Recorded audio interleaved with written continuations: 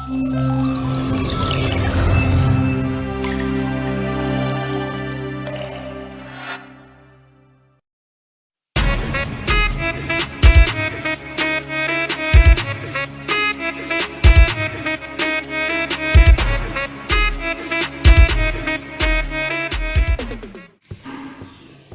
teman-teman, perkenalkan, nama saya Herlina, peserta Latsar CPNS Angkatan 2, Golongan 3, Kelompok 3 di Kabupaten Hulu Sungai Selatan tahun 2021. Pada video kali ini, saya akan menjelaskan tentang sistem merit dan penerapannya di Indonesia serta di Kabupaten Hulu Sungai Selatan. Yuk, simak videonya. Apa itu sistem merit? Sebelumnya saya akan menjelaskan apa itu manajemen ASN. Manajemen ASN adalah pengelolaan ASN untuk menghasilkan pegawai ASN yang profesional, memiliki nilai dasar, etika profesi, bebas dari intervensi politik, bersih dari praktik korupsi, dan nepotisme. Manajemen ASN selalu mengedepankan pengaturan pada pegawai agar selalu ada sumber daya ASN yang unggul dengan perkembangan zaman. Sedangkan sistem merit adalah kebijakan dan manajemen ASN yang berdasarkan pada kualifikasi, kompetensi, dan kinerja secara adil dan wajar, dengan tanpa membedakan latar belakang politik, ras, warna kulit, agama, asal-usul, jenis kelamin, status pernikahan, umur, atau kondisi kecacatan. Pelembagaan dan jaminan sistem merit dalam pengelolaan ASN. Presiden selaku pemegang kekuasaan tertinggi dapat mendelegasikan kekuasaannya pada lembaga tertentu untuk menjalankan sistem merit. Lembaga pertama yaitu KASN adalah Komisi Aparatur Sipil Negara yang memiliki wewenang monitoring dan evaluasi pelaksanaan kebijakan dan manajemen ASN untuk menjamin perwujudan atau pelaksanaan sistem merit serta pengawasan terhadap penerapan asas serta kode etik dan kode perilaku ASN.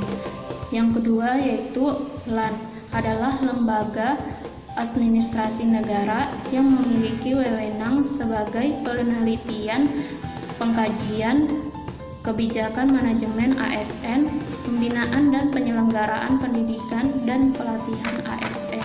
Yang ketiga yaitu BKN adalah Badan Kepegawaian Negara yang memiliki wewenang penyelenggaraan manajemen ASN, pengawasan dan pengendalian pelaksanaan norma standar prosedur kriteria dan manajemen ASN. Ketiga lembaga ini bekerja sama untuk menjalankan sistem merit dan peningkatan manajemen ASN di Indonesia. Prinsip sistem merit yaitu pertama, adil dan wajar, yang kedua, objektif, yang ketiga, berbasis kinerja. Manfaat sistem merit adalah bagi organisasi yaitu mendukung keberadaan prinsip akuntabilitas yang saat ini menjadi tuntutan dalam sektor publik. Kemudian bagi ASN adalah menjamin keadilan dan juga menyediakan ruang keterbukaan dalam perjalanan karir seorang pegawai.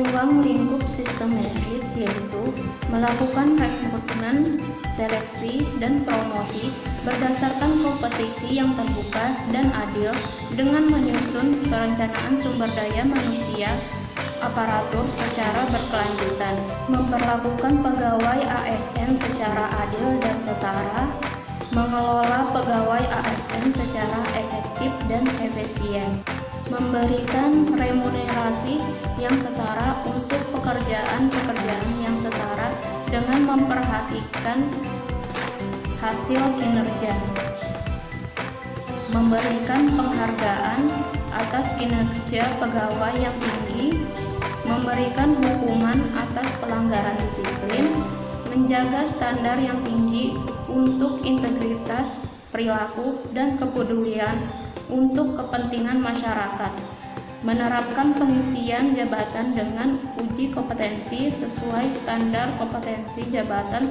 yang dipersyaratkan, memberikan kesempatan untuk mengembangkan kompetensi kepada pegawai ASN, melaksanakan manajemen kinerja pegawai untuk mencapai tujuan organisasi, melindungi pegawai ASN dari intervensi politik dan tindakan kewenang-wenangan, memberikan perlindungan kepada pegawai.